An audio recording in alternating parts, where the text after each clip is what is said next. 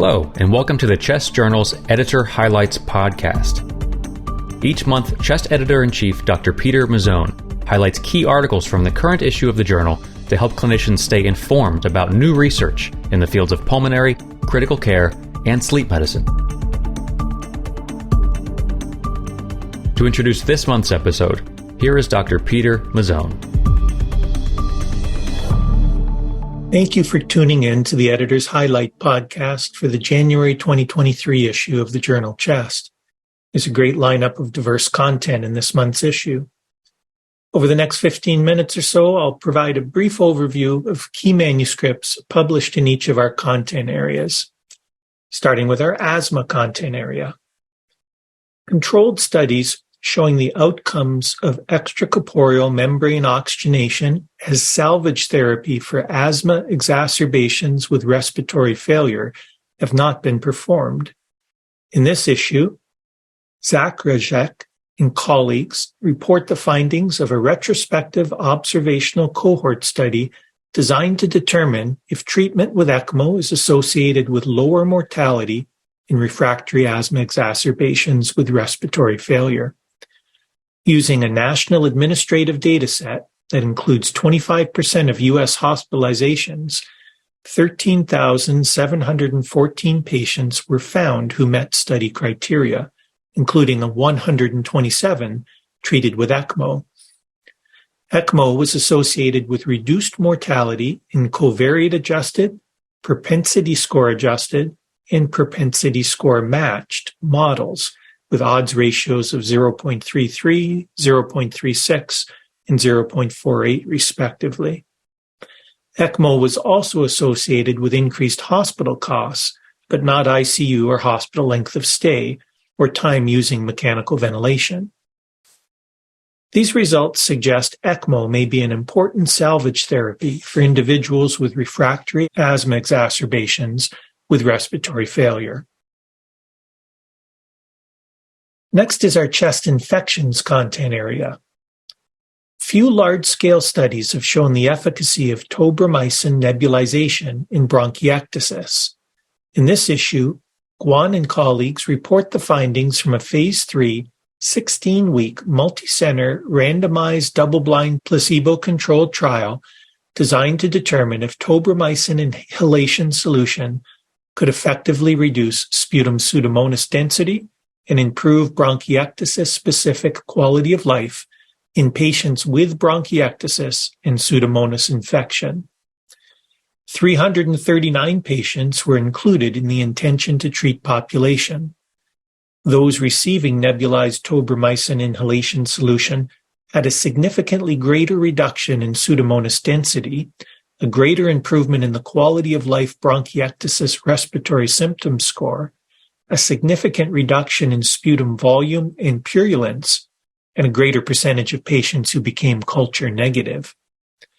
These results suggest that nebulized tobramycin inhalation solution could be an effective treatment option for patients with bronchiectasis with Pseudomonas infection. Also in this section is an original research study that assesses the treatment effects of long-term azithromycin in children with bronchiectasis unrelated to cystic fibrosis, and another reporting findings from a development and validation study of a machine learning model for mortality prediction in patients with community-acquired pneumonia. Completing this section is a Chest Review article on the changing epidemiology of cystic fibrosis and the implications for adult care. On to our COPD content area. It is unclear if inhaled corticosteroid therapy can reduce all-cause mortality in patients or subgroups of patients with COPD. In this issue, Chen and colleagues report the results of a systematic review and meta-analysis designed to determine if inhaled therapy containing inhaled corticosteroids reduces all-cause mortality. 60 randomized controlled trials, including over 103,000 patients, were included in the analysis. They found that inhaled corticosteroids, particularly when included as triple therapy, were associated with a reduction in all-cause mortality among patients with COPD with an odds ratio of 0.73. Treatment duration greater than 6 months, the use of medium-dose inhaled corticosteroids, low-dose inhaled corticosteroids, and the use of budesonide were all associated with a reduction in all-cause mortality. Eosinophil counts greater than 200 per microliter was the strongest predictor of benefit, with an odds ratio of 0.58. Other predictors included eosinophil percentage greater than 2%, history of 2 or more moderate or severe exacerbations, GOLD stages 3 or 4, age younger than 65, and BMI greater than 25 kilograms per meter squared. These results show that inhaled corticosteroid-containing regimens, particularly as part of triple therapy for treating COPD, are associated with reduced all-cause mortality, with eosinophil counts greater than 200 per microliter being the strongest predictor of benefit. Next is our critical care content area.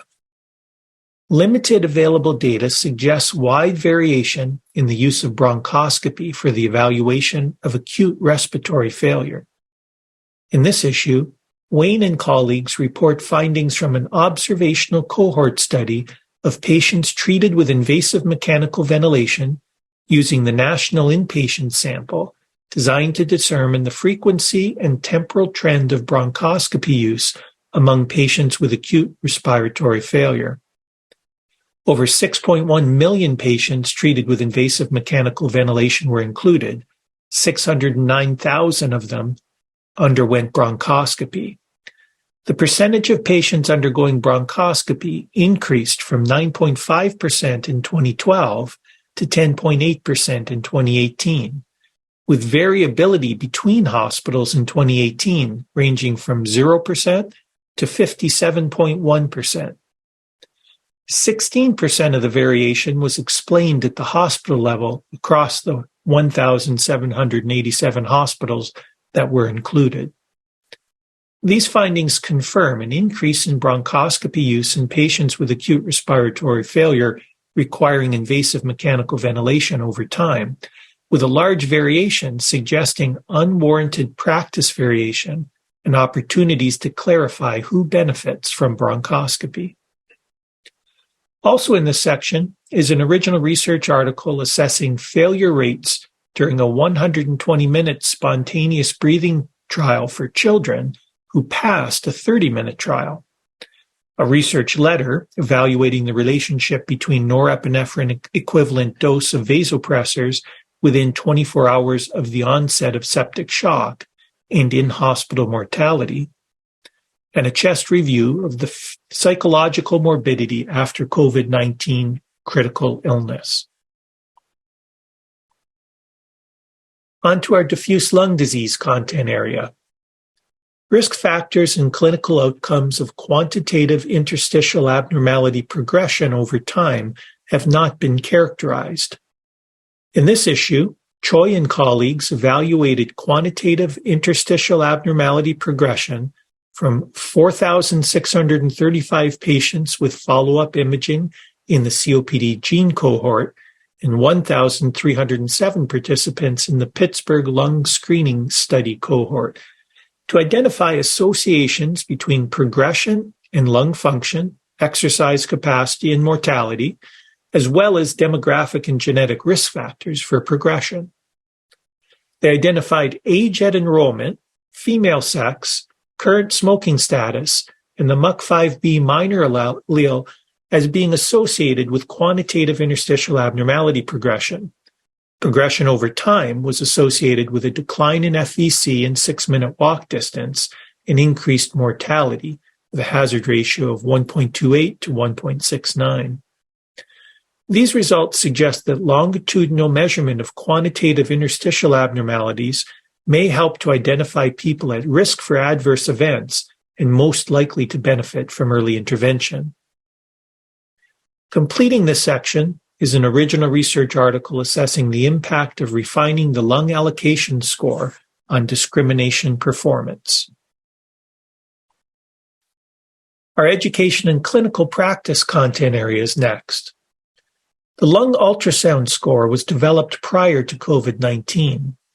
The feasibility, in correlation with volumetric measures of severity on CT imaging, of an alternative lung ultrasound method based on grading the percentage of extension of typical signs of COVID-19 pneumonia, was assessed in this issue by Volpicelli and colleagues. Data from 179 patients was included. Feasibility of the exam was 100% with a time to perform of 5 minutes. There was a positive correlation between this extension of the lung ultrasound score and the CT volume, both of which showed a negative correlation with the PaO2 over FiO2 ratio. These results suggest a practical extension of the lung ultrasound score can assess the severity of lung lesions and reflect the severity of respiratory failure. Completing this section is a How I Do It review of the coordination of care for expiratory central airway collapse. Next is our pulmonary vascular content area. Sex differences in the use, outcomes, and healthcare resource utilization of patients with pulmonary embolism undergoing percutaneous pulmonary artery thrombectomy are not well characterized. In this issue, Agarwal and colleagues report findings from a retrospective cross-sectional study using national inpatient claims data to determine whether there are sex differences in outcomes for patients diagnosed with PE who undergo percutaneous pulmonary artery thrombectomy. 5,160 patients with a diagnosis of PE who underwent percutaneous pulmonary artery thrombectomy were identified. Female patients showed higher procedural bleeding, required more blood transfusions, experienced more vascular complications, were less likely to be discharged home, and had a higher in-hospital mortality compared to men. These results suggest there is higher morbidity and in-hospital mortality in women with PE undergoing percutaneous thrombectomy than men, prompting future evaluation of the causes and potential impact of care changes. Completing this section is an original research article exploring differences in metabolomics profiles between patients with scleroderma-related pulmonary arterial hypertension and idiopathic pulmonary hypertension and their relationship with functional capacity. Our sleep medicine content area is next. The underlying mechanisms of reduced exercise capacity in patients with obstructive sleep apnea-hypopnea syndrome are unclear. In this issue, El-Bahari and colleagues report findings from a cross-sectional study in which 14 patients with moderate to severe obstructive sleep apnea-hypopnea syndrome and 10 matched control participants underwent pulmonary function testing, non-invasive heart and vascular testing, and cardiopulmonary exercise testing to evaluate the underlying mechanisms of reduced exercise capacity in untreated patients with obstructive sleep apnea-hypopnea syndrome.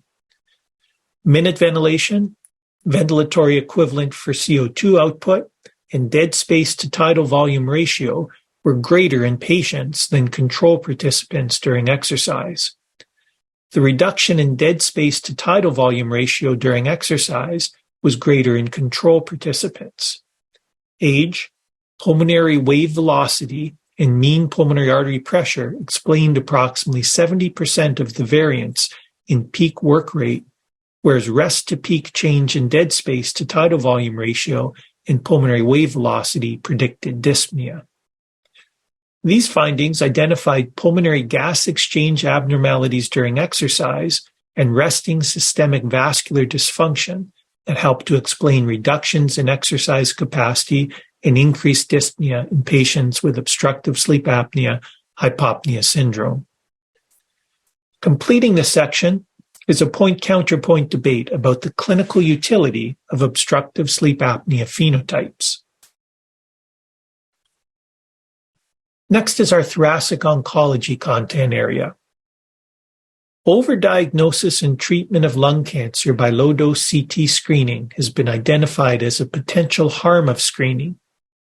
In this issue, Wang and colleagues evaluated changes in stage-specific and histologic type-specific incidence, mortality, and incidence rate ratio in a population where low-dose CT was used widely in employee health examinations to determine if the increased use of low-dose CT in low-risk populations led to lung cancer overdiagnosis. They found lung cancer incidence increased rapidly in women from 2011 onward, 12% annually, whereas mortality declined. This incidence trend was accounted for by increased adenocarcinoma cases.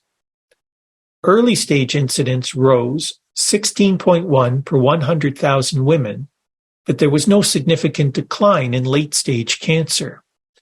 The incidence rate ratio was highest in the most recent period and increased most in young women. These results suggest the possibility of population-level overdiagnosis of lung cancer in Chinese women resulting from low-dose CT screening in low-risk populations, highlighting the need for caution in expansion of lung cancer screening eligibility. Also in this section is a research letter exploring the value of shared decision-making during a lung cancer screening visit, and another describing a biomarker-based approach for the determination of sample adequacy during endobronchial ultrasound-guided transbronchial needle aspiration. Finally, I encourage you to take a look at our Humanities and Chest Medicine section, where you'll find a multi-institutional exploratory qualitative research study of no escalation of treatment designations, and an exhalations piece titled Dress Rehearsal. Our case series publications for the month provide novel and educational cases to help improve your clinical skills. I hope you enjoy reading all of the high-quality content available in this month's issue of Chest. As always, I'm grateful to the authors of this work, the reviewers who volunteered their time to improve the quality of these manuscripts, and to our editorial board for guiding everything that we do. Until next month, I hope you enjoy the January issue. Thanks for listening to the Chest Journal's Editor Highlights podcast. You can find the articles mentioned in this podcast and more on chestjournal.org. And if you're looking for more context and commentary on articles in the current issue, please check out the original Chest Journal podcast, which features in-depth discussions with the authors themselves. We'll be back again with more Editor's Highlights next month.